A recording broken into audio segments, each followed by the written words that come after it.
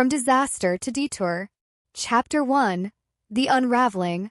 I always thought weddings were supposed to be magical. I blame Pinterest and Instagram and all those ridiculous wedding reality shows where beautiful people in beautiful places have beautiful meltdowns over centerpieces that cost more than my first car. But despite my cynicism, Sophie Chun, 32-year-old corporate marketing executive who prided herself on rational thinking and sound decision-making, had somehow convinced myself that my wedding would be different, that I'd be the exception, that my carefully planned celebration of love with my fiancé Derek would be the perfect blend of tasteful and trendy, sentimental and sophisticated. What a joke. Sophie, you need to see this. My best friend and maid of honor, Tori, stood in the doorway of my hotel suite, her face contorted in that specific grimace people make when they're about to deliver catastrophic news, but are trying really hard to seem calm. What now? I asked, not looking up from my laptop, where I was frantically emailing the wedding coordinator about a last-minute seating chart change. If it's about my mom changing her mind about her dress again, I literally cannot handle it right now. It's not about your mom, Tori said, her voice tight. It's about Derek. Something in her tone made me look up. Tori and I had been friends since our freshman year of college 14 years ago. I knew every inflection of her voice, every subtle shift in her expression. And right now, everything about her was screaming emergency. What about Derek? I asked, closing my laptop. Tori took a deep breath. He's trending. He's what? Trending. On Twitter. And TikTok. And well, everywhere. A cold knot formed in my stomach. Why would Derek be trending? He's a corporate lawyer who thinks TikTok is a breath mint. Tori walked over and sat beside me on the hotel bed, pulling out her phone. There's no good way to show you this, so I'm just going to hear. She handed me her phone, open to Twitter, where a video was playing. It took me a moment to process what I was seeing, but when I did, the world seemed to tilt on its axis. There was Derek, my fiancé of 3 years, the man I was supposed to marry in less than 24 hours, dancing shirtless on a bar. But that wasn't the worst part. The worst part was the blonde woman wrapped around him, her lips on his neck, her hands places that made me want to throw up. What when? I couldn't form a complete sentence. It was posted about an hour ago. Tori said quietly. From Jasper's pub downtown, tagged as #GrimsGoneMild. Jasper's, where Derek and his friends are having his bachelor party. Tonight. Right now. There's more, Tori said, taking her phone back and scrolling. Someone tagged you in the comments and identified him as groom getting married tomorrow at the Magnolia Hotel ballroom. I stared at her, my brain refusing to process the implications. So everyone knows. More or less. It's got a few thousand shares already. And, she winced, someone posted the link to your wedding website. I'd spent weeks on that website, carefully crafting our love story, uploading tastefully candid engagement photos, adding all the details about our wedding party, and how Derek and I met at a charity fundraiser 3 years ago when he spilled red wine on my white blouse and insisted on paying for dry cleaning. It had been the perfect meet-cute, the kind you tell your grandchildren about someday. Except now, apparently, my fiancé was making out with a stranger on a bar while the entire internet watched. I'm going to kill him, I said calmly, a strange detachment washing over me. I'm going to kill him, and then I'm going to kill myself, and then I'm going to haunt him for eternity. That seems like a reasonable plan. Tori nodded. But before we commit multiple felonies, maybe we should figure out what's actually happening. I stood up, my body on autopilot. What's happening is that I'm about to make #BrightestGoneBallistic trend next. I grabbed my purse. Let's go. Go where? Tori asked, trailing behind me as I stormed toward the door. To Jasper's. To catch my fiancé, with his tongue down someone else's throat. To create the kind of public scene that will make his little bar dance look like a church picnic. Wait. Tori caught my arm. Are you sure that's a good idea? You're upset, rightfully so. but maybe we should call him first. Or his best man. Get the whole story before you call him. I laughed, a sharp, broken sound that didn't seem like it came from me. So he can lie to me? So he can make up some excuse about how it wasn't what it looked like? No thanks. My phone buzzed in my hand. An incoming call from Derek. So he'd seen the viral video too. I declined the call. It buzzed again immediately. Derek again. I turned off my phone. Let's go, I said to Tori, surprising myself with how steady my voice sounded when inside I felt like I was being torn apart. I want to see his face when he realizes he just blew up his life for a hashtag. 40 minutes and one silent Uber ride later, we pulled up outside Jasper's, a trendy downtown gastropub that was apparently hopping on a Thursday night. I could hear the bass thumping from the curb. Sophie, please just think about this, Tori pleaded as we stepped out of the car. Do you really want to confront him in front of all his friends? Create an even bigger scene than what's already online? I stopped on the sidewalk, suddenly uncertain. Did I want that? Was I prepared to be the scorned, screaming woman in a viral video sequel? Before I could answer, the pub door swung open, and a group of laughing men spilled out. Derek's groomsmen, and in the middle of them, being half-carried, was Derek himself. Our eyes met across the sidewalk. His widened in horror. Sophie, he slurred, breaking away from his friends. What are you doing here? I stared at him, taking in his disheveled appearance. Wrinkled shirt buttoned wrong, hair sticking up at odd angles, lipstick smeared on his collar. Lipstick that wasn't mine. Congratulations, I said coldly. You're internet famous. Derek's confusion was theatrical. What? You're trending, babe. I spat the endearment like a curse. Your little bar dance with Blondie? It's all over social media, tagged with our wedding hashtag. Our friends, our families, my colleagues, my boss. Everyone has seen you with your tongue down some random woman's throat. Derek's face went through a rapid series of expressions. Confusion, shock, horror, and then, most infuriatingly, relief. Oh, thank God, he said, laughing unsteadily. That's all this is about. I wasn't sure what response I'd expected, but that definitely wasn't it. What do you mean, that's all? I demanded. You were cheating on me, the night before our wedding. Derek lurched closer, and I could smell the alcohol wafting off him. No, no, no. You don't understand. That was Amber. She's a friend of Rob's. It was just a joke. Just silly bachelor party stuff. A joke, I repeated flatly. Yeah. Derek nodded eagerly, clearly thinking he was explaining something reasonable. She's like, an actress or something. Rob paid her to pretend to hit on me. As a prank. For the guys. I looked past Derek to where his best man, Rob, was watching our exchange with the horrified expression of someone witnessing a car crash in slow motion. Is that true? I called to him. Rob hesitated, then shook his head. She's a bartender here, Sophie. Derek's been flirting with her all night. Derek spun around, wobbling slightly. Dude, what the hell? I'm not lying for you, man, Rob said, looking genuinely remorseful. Not about this. I felt strangely calm as I turned back to Derek. So you were making out with a bartender. On camera. The night before our wedding. Derek ran a hand through his already disheveled hair. It wasn't, I was drunk. I am drunk. It didn't mean anything. Didn't mean anything. I echoed. So the fact that we have 200 guests arriving tomorrow for our wedding, that doesn't mean anything either. Of course it does. Sophie, come on. It was just a stupid mistake. Too much tequila, and... Stop talking, I said quietly. Just stop. I don't want to hear your excuses. I don't want to hear anything from you ever again. I took a step back, then another. The wedding is off. What? No.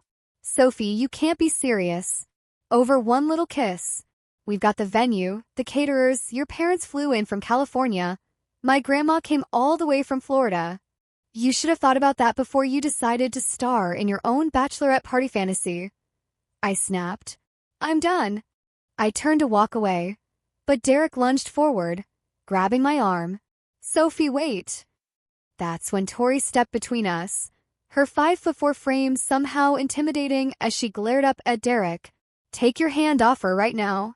Derek blinked, surprised, but didn't let go. This is between me and my fiancé. Ex-fiancé. I corrected. And I need to explain. I think you've explained plenty, Tori said, her voice dangerously calm. Now let go of her before I call the cops and add assault to your list of spectacular achievements tonight.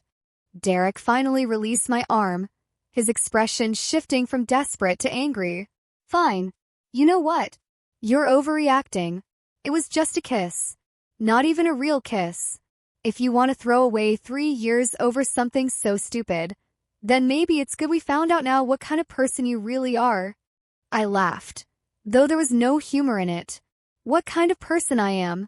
That's rich coming from the man who publicly humiliated me the night before our wedding. I took off my engagement ring, a 2-carat diamond in a platinum setting that had always felt slightly too large, too ostentatious for my taste, and held it out. Here. Maybe Amber would like it. Keep it, Derek said bitterly. Consider a payment for the emotional distress or whatever. I don't want anything from you, I said, dropping the ring at his feet. It made a satisfying clink against the concrete. Goodbye, Derek. As Tori and I walked away, I heard one of his groomsmen let out a low whistle. Dude, you really screwed the pooch on this one. Indeed he had. By the time we got back to the hotel, my phone, which I turned back on during the Uber ride, was exploding with notifications. Apparently, someone at Jasper's had filmed our confrontation too. Hashtag groom got busted was now trending alongside hashtag grooms gone mild. I can't deal with this right now, I said, turning my phone off again as we walked into the hotel lobby. I just can't. You don't have to, Tori assured me. Let's get upstairs and I'll order a bottle of wine, and we can figure out next steps. Next steps? Right. The wedding was off, but we had a ballroom full of decorations, a tenter cake being delivered in the morning, and 200 guests expecting to witness my happily ever after. The thought made me slightly hysterical. What am I going to tell everyone? The truth, Tori said firmly. That Derek is a cheating scumbag who doesn't deserve you. But my parents, they spent so much on this wedding. My dad's been working overtime for months to help pay for it. Sophie, no one is going to blame you for canceling. Derek is the one who messed up, not you. I nodded, but my mind was racing, calculating the financial and emotional cost of this disaster. As we waited for the elevator, I noticed the hotel's events board in the lobby. There, in elegant script, was today's entry. Magnolia Ballroom, Chinadam's wedding 4 p.m. Tomorrow, someone would have to change that. Tomorrow, I would have to call 200 people and tell them there would be no wedding. Tomorrow, I would have to face my parents and explain why the $75,000 they'd spent was all for nothing. But tonight I just needed to fall apart. The elevator doors opened, and we stepped inside. As they closed, I caught a glimpse of myself in the mirrored wall. Face pale, eyes wide with shock. 24 hours ago, I'd been excitedly checking the weather forecast for my wedding day, making sure my outdoor photo session wouldn't be ruined by rain. Now I was checking Twitter to see how many people had viewed my public humiliation. I really thought he was the one, I whispered, more to myself than to Tori. I know, honey, she said, squeezing my hand. I know. As we reached my floor, I made a silent promise to myself. I would allow myself this one night to cry, to rage, to mourn the future I'd thought was certain. And then tomorrow, I would figure out how to pick up the pieces of my shattered plans. What I didn't know then was that those shattered pieces would end up creating a mosaic far more beautiful than I could have imagined. Chapter 2: The Aftermath. Hotel rooms are deceptively cheerful places for having your heart broken. All those bright whites and carefully coordinated accent colors. The crisp sheets, the little bottles of shampoo lined up like soldiers, the abstract art that matches absolutely nothing but somehow works with everything. My wedding suite at the Magnolia Hotel was the pinnacle of this artificial cheer. Cream and gold decor, a plush king-size bed where Derek and I were supposed to collapse after our reception, exhausted but elated, a bottle of champagne on ice, courtesy of the hotel, with a congratulatory note I couldn't bear to read. I sat on the edge of that mockingly perfect bed while Tori made calls. My parents, the wedding planner, Derek's parents, each conversation a variation of the same devastating theme. The wedding is off. Yes, for good. No, there's no fixing this. Yes, it's a disaster. Your mom and dad are on their way up, Tori said, hanging up from her last call. Do you want me to stay, or give you guys some privacy? Stay, I said immediately. Please. I can't face them alone. Tori squeezed my hand. Then I'm not going anywhere. True to her word, she was right beside me when my parents knocked on the door 10 minutes later. My mother entered first, her elegant features etched with concern. Sophia, she said, using my full name as she always did when emotions ran high. What is going on? Your father and I just got the most confusing call from the Adamses. My father followed behind her, his usual confident demeanor subdued. In his hand was his phone, screen illuminated. Is this Derek? He asked, turning it toward me to show the viral video. Is this why you've canceled everything? I nodded, not trusting myself to speak. My mother crossed the room in 3 quick strides, sitting beside me and taking my hand. For all her traditional Chinese stoicism, my mother had always been physically affectionate. Oh, baby girl, I'm so sorry. I found out like everyone else did, I said, finally finding my voice. From a viral video, can you believe that? The night before my wedding, and I find out my fiancé is cheating on me because he was stupid enough to do it on camera. My father's face darkened with anger. That disrespectful little.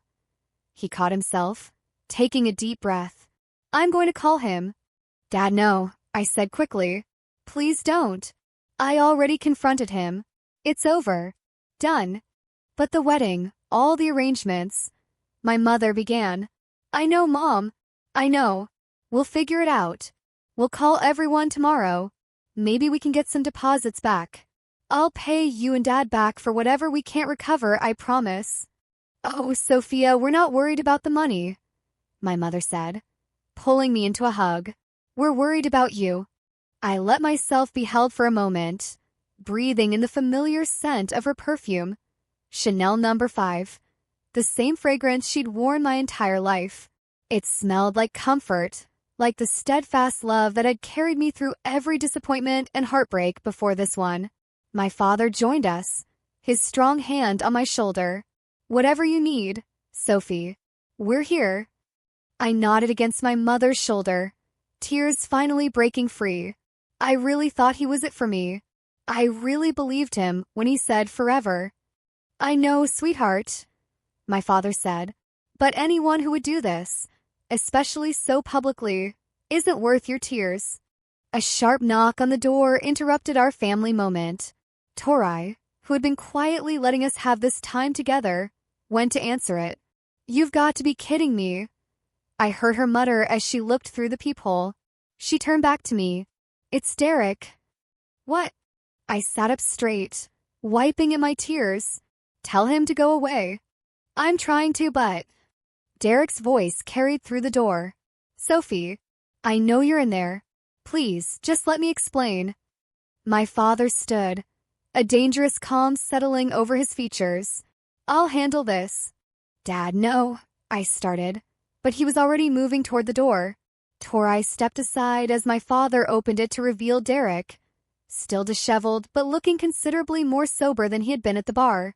His eyes widened at the sight of my father.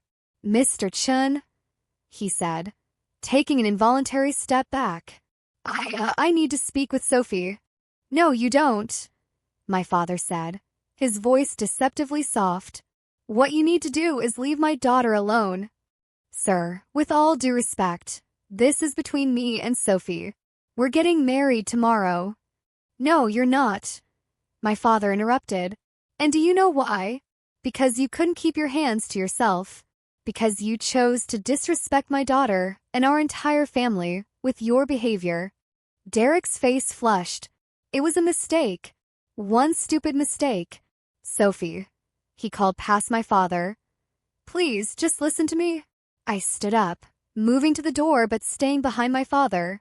I think your viral video said everything you needed to say, Derek. We're done. Baby, please, Derek pleaded, his voice cracking. It was nothing. It meant nothing. I love you. The sincerity in his voice almost made me waver. Almost. But then I remembered the look on his face at the bar. Not remorse for what he'd done, but relief that it was just a kiss that had been caught on camera. If you loved me, I said slowly, you wouldn't have been kissing someone else the night before our wedding. You wouldn't have humiliated me in front of the entire internet. Love isn't just words, Derek. It's actions. And your actions showed exactly how you feel about me. Derek's expression hardened. So that's it.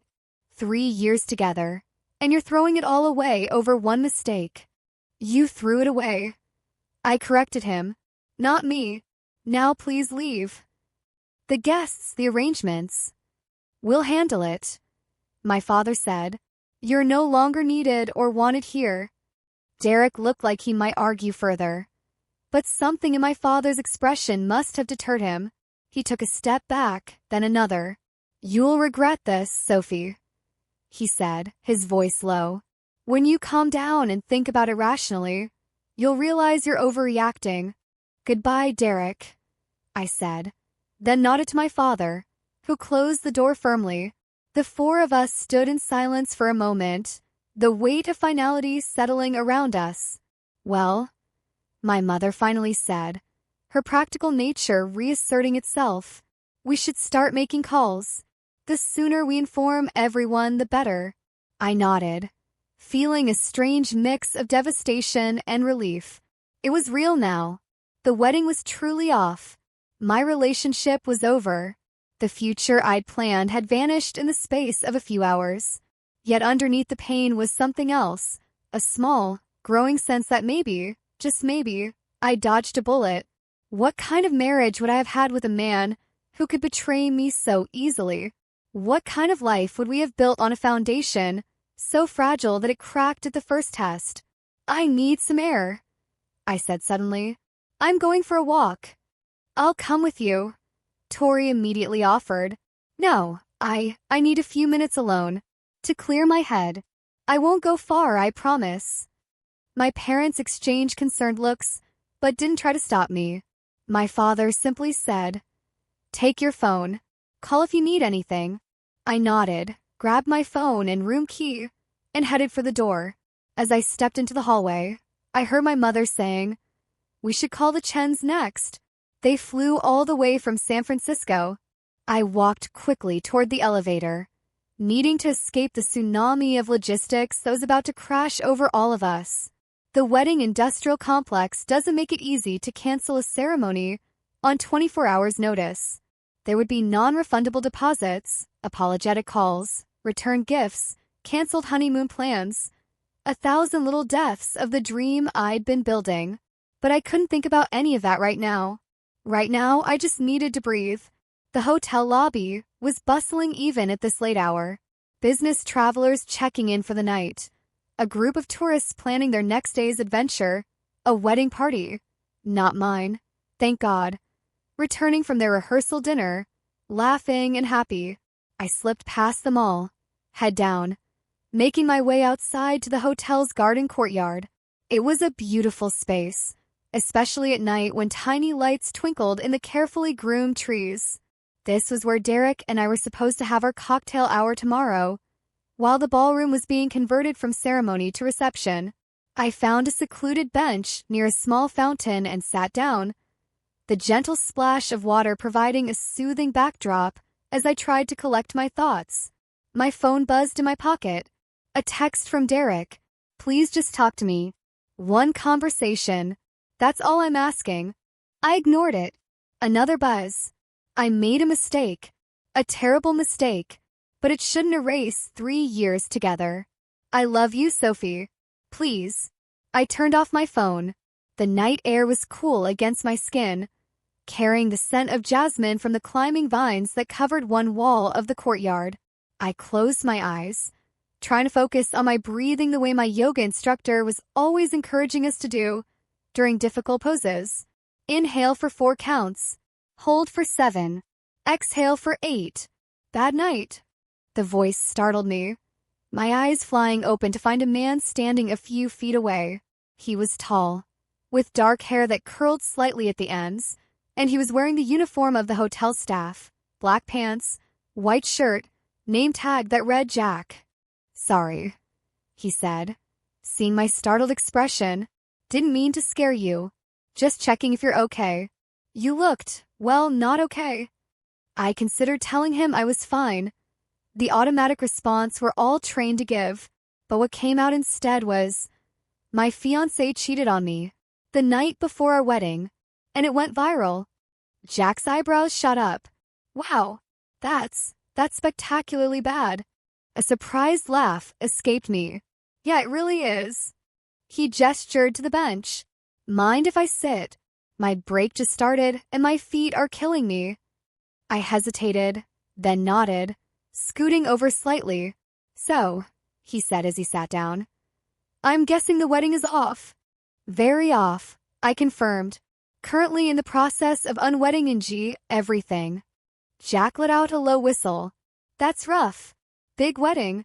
200 guests. 10-tier cake. String quartet. The works. Damn. He ran a hand through his hair. What are you going to do with it all?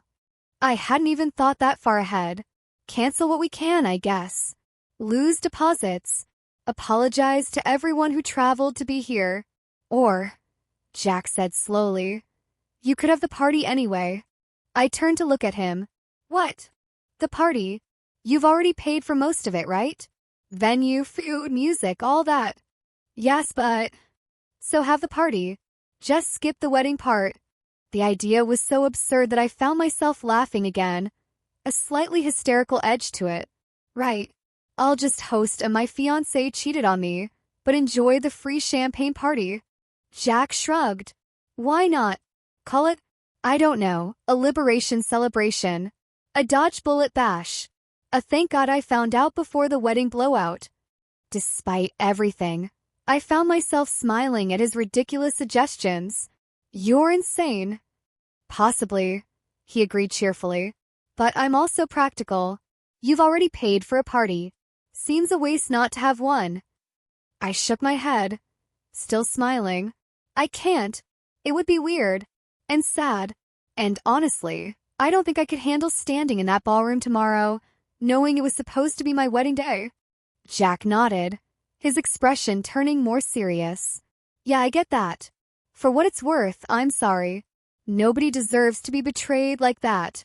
Thanks, I said softly. We sat in companionable silence for a moment, the fountain's gentle splashing the only sound. Can I ask you something? Jack finally said. Sure. Why were you going to marry this guy in the first place? The question caught me off guard. What do you mean? I mean, what made him the one? Because, honestly, men who truly love their partners don't usually make out with random women the night before their wedding. I bristled slightly. Derek and I were together for 3 years. He's successful, smart, comes from a good family.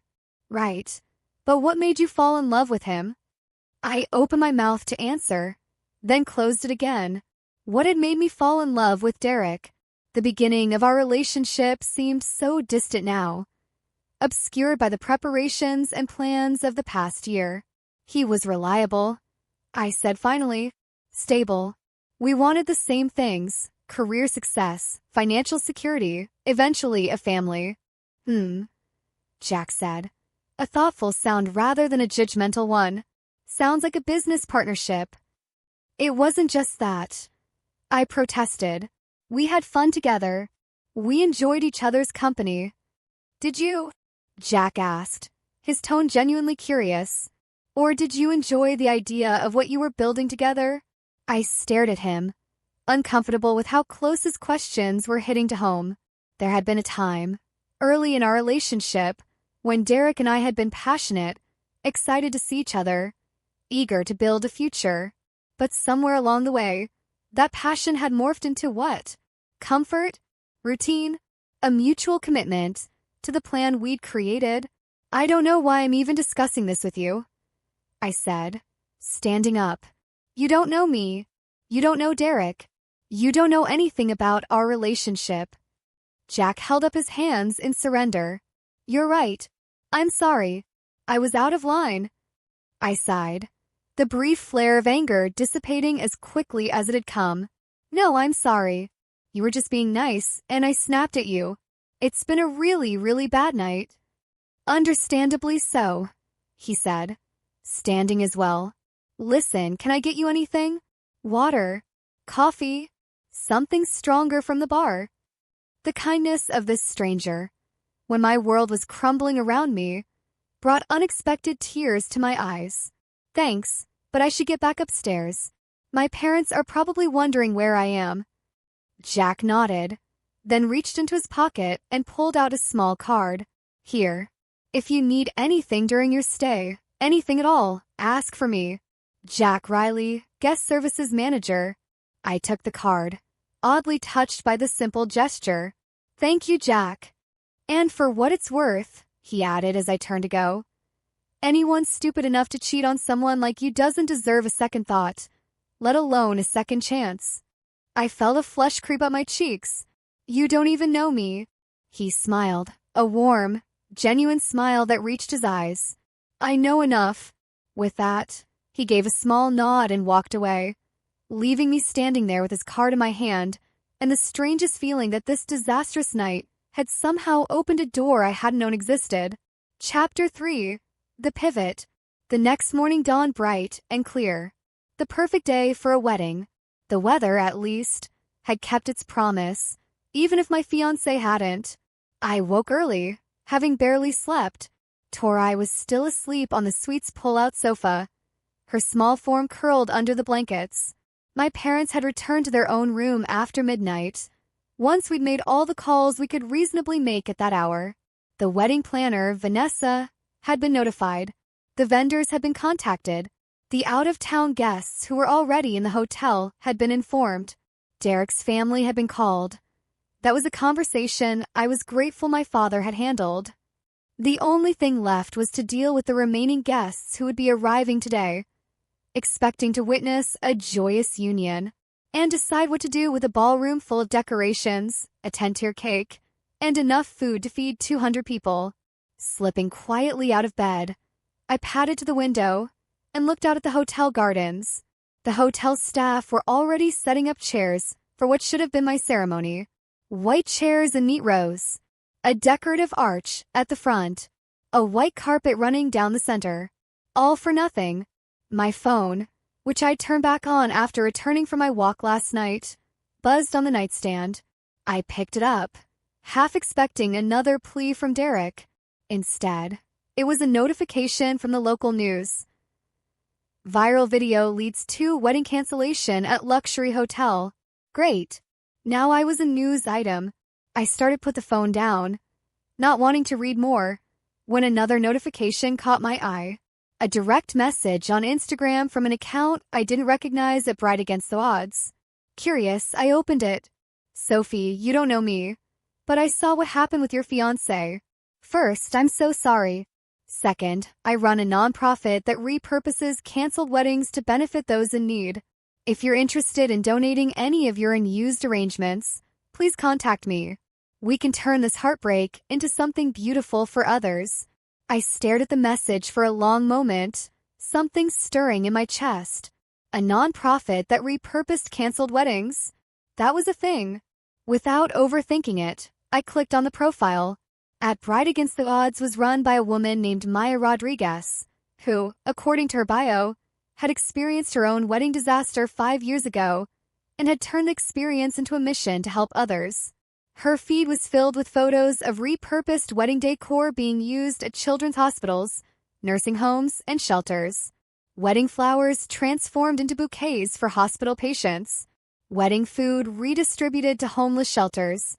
wedding dresses donated to military brides, or sold to fund various causes.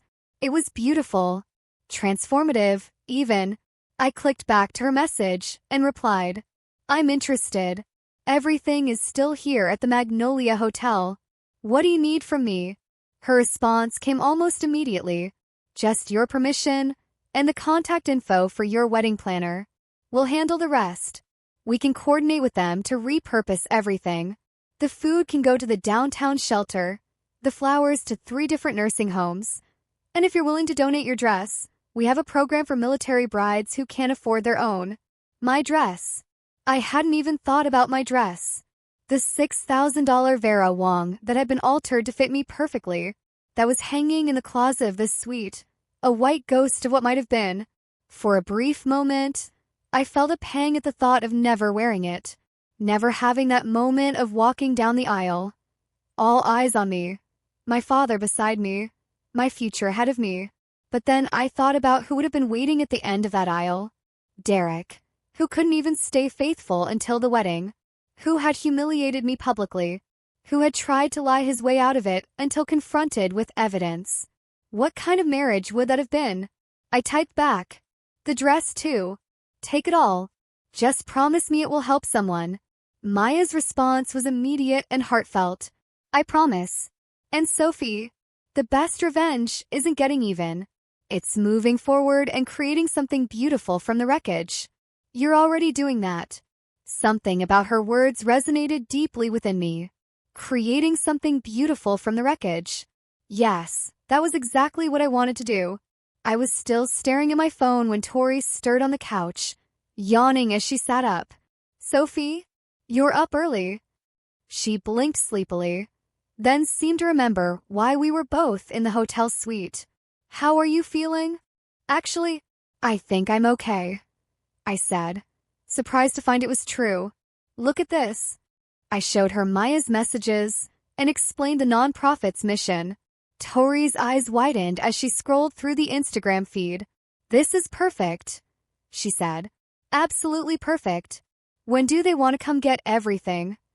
"I don't know yet, but I should probably tell my parents and Vanessa about this right away." My mother took the news with practical efficiency, immediately calling Vanessa to coordinate with Maya. My father seemed relieved that something good might come from all this expense and heartache. By noon, Maya herself had arrived at the hotel, a petite woman with warm brown eyes and an energy that filled the room. "Sophie," she said, clasping my hands, "thank you for trusting us with this. I know how hard today must be for you. It's better knowing all of this won't go to waste," I said honestly. Maya's team worked with remarkable efficiency, coordinating with the hotel staff to repurpose everything.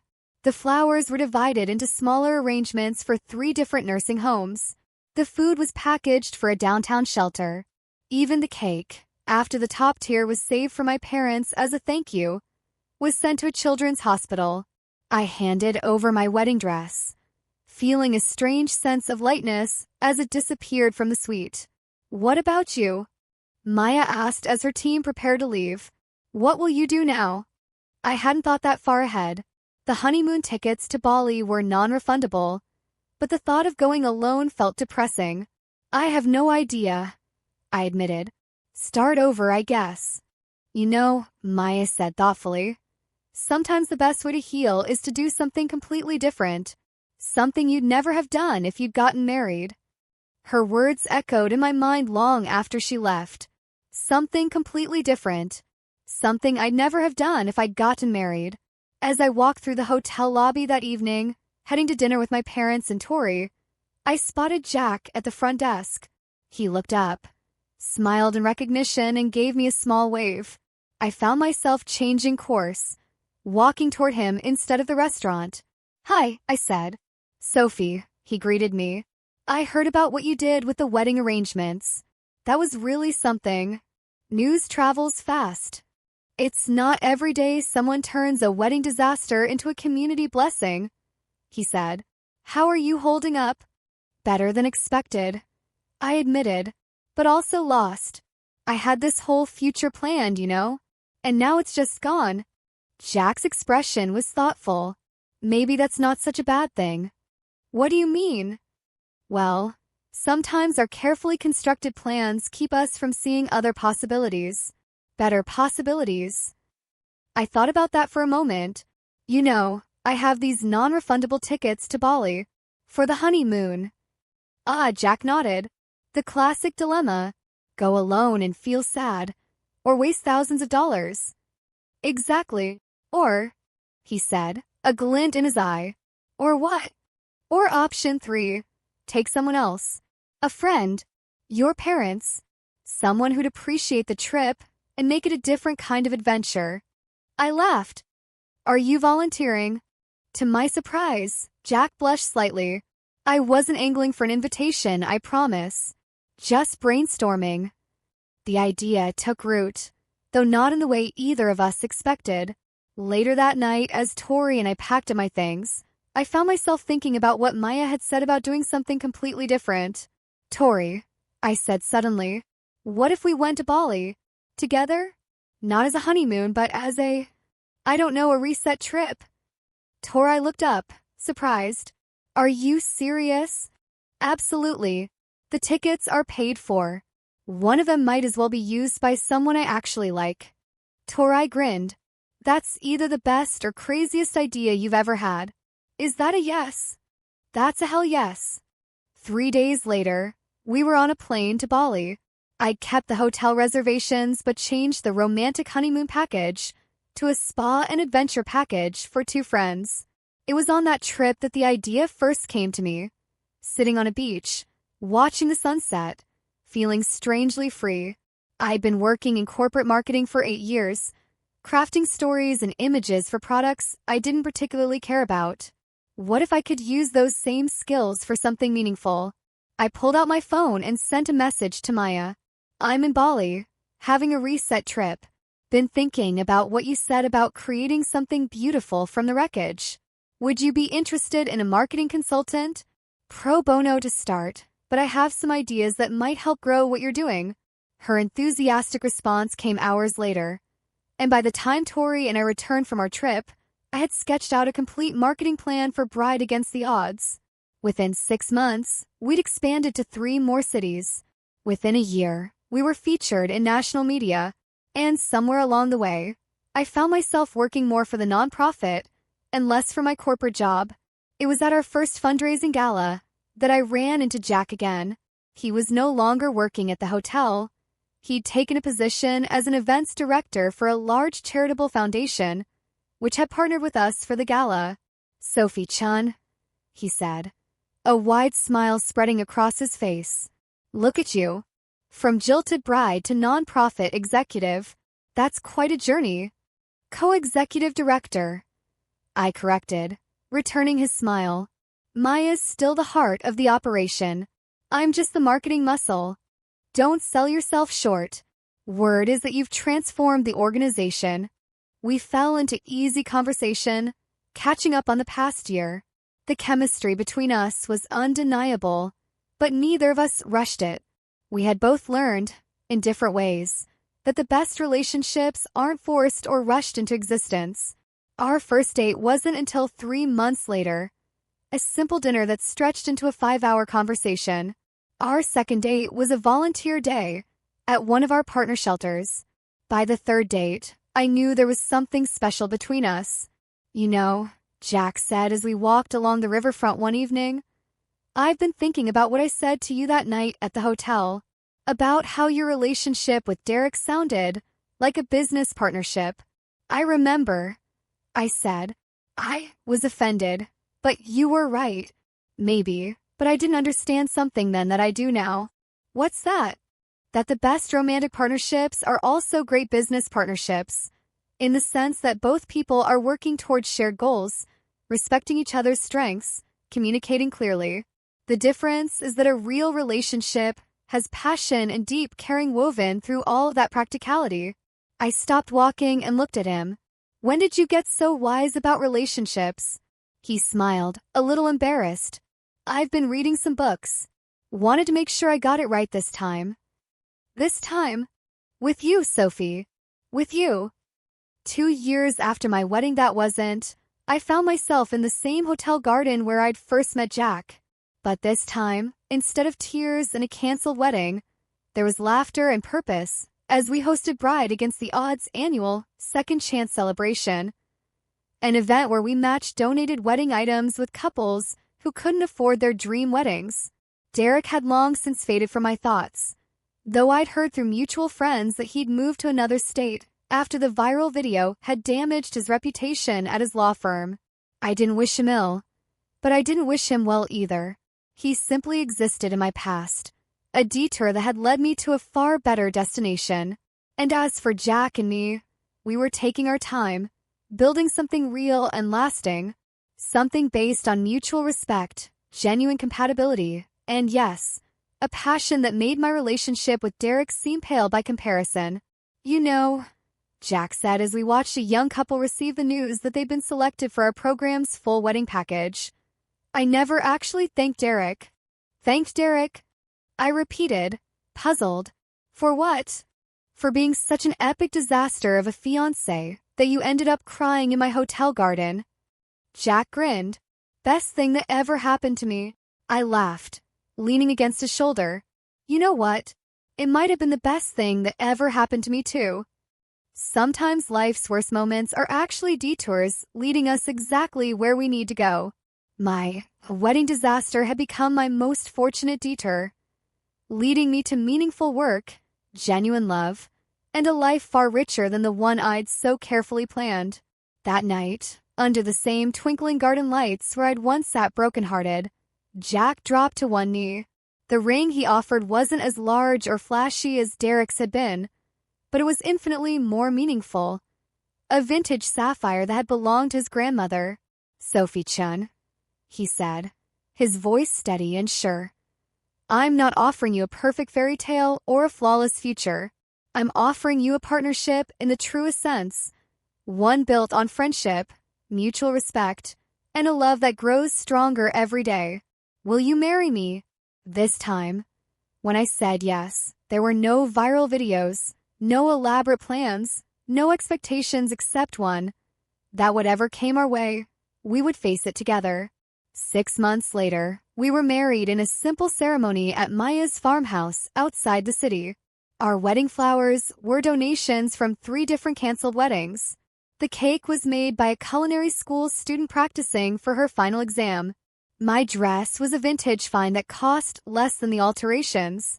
And it was perfect, not because of the trappings or the spectacle, but because it was authentically us. As I danced with Jack under strings of market lights in Maya's barn, surrounded by our closest friends and family, I caught my mother's eye.